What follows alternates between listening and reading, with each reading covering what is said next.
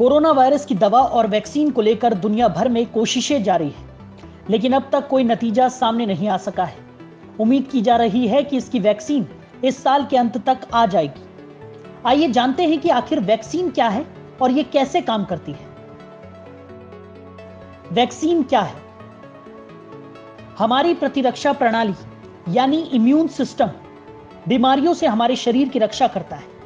जब रोगाणु शरीर पर हमला करते हैं तो शरीर का इम्यून सिस्टम इससे लड़ने के लिए विशेष कोशिकाओं को भेजता है।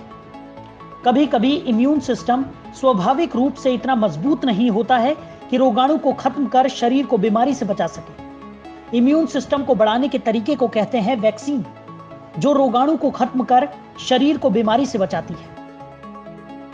वैक्सीन संक्रमण का एक नमूना बनाकर इम्यून सिस्टम को रोगाणु से लड़ने के लिए तैयार करती है।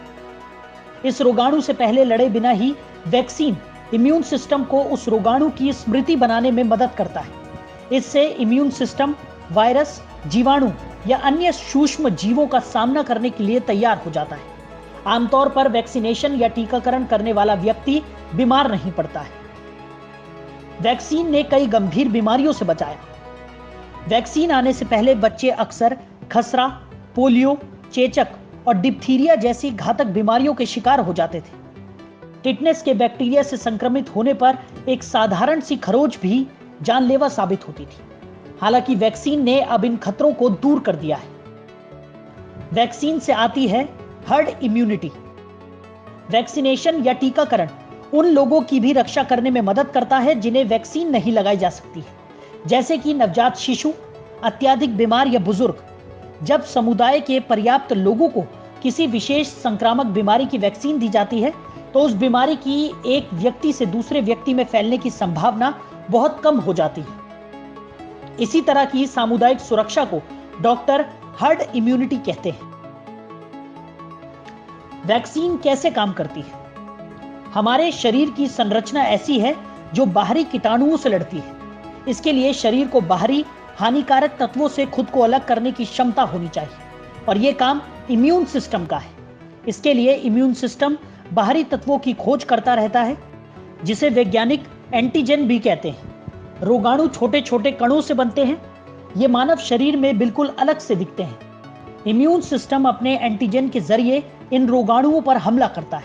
ये एंटीजन अलग अलग रोगाणु पर अलग अलग तरीके से काम करते हैं। जब कोई रोगाणु शरीर में प्रवेश करता है, इसे रोकने के लिए इम्यून सिस्टम अपने विशेष कणों यानी एंटीबॉडीज को भेजता है। इसके बाद एंटीबॉडी इनसे निपटने का काम शुरू करता है। इनके दो काम हैं। एक तो एंटीजन को रोक कर रखना ताकि रोगाणु को कमजोर किया जा सके और वो शरीर को कम से कम नुकसान पहुंचा सके। दूसरा, अन्य प्रतिरक्षा कोशिकाओं को संक्रमण का संकेत देना। बीमारियों के खिलाफ इस तरह की सुरक्षा को प्रतिरक्षा यानी इम्यूनिटी कहा जाता है। बता दें, संक्रमण किसी को भी नुकसान पहुंचा सकता है या मार सकता है, इसलिए शरीर में इम्यूनिटी बनाने का दूसरा तरीका वैक्सीन है। किसी भी बीमारी से बचने का यह एक सुरक्षित विकल्प है। हालांकि अब तक कई बीमारियां ऐसी हैं जिनकी वैक्सीन खोजने में वैज्ञानिक असफल रहे हैं। Video desk, अमरउजाला.com।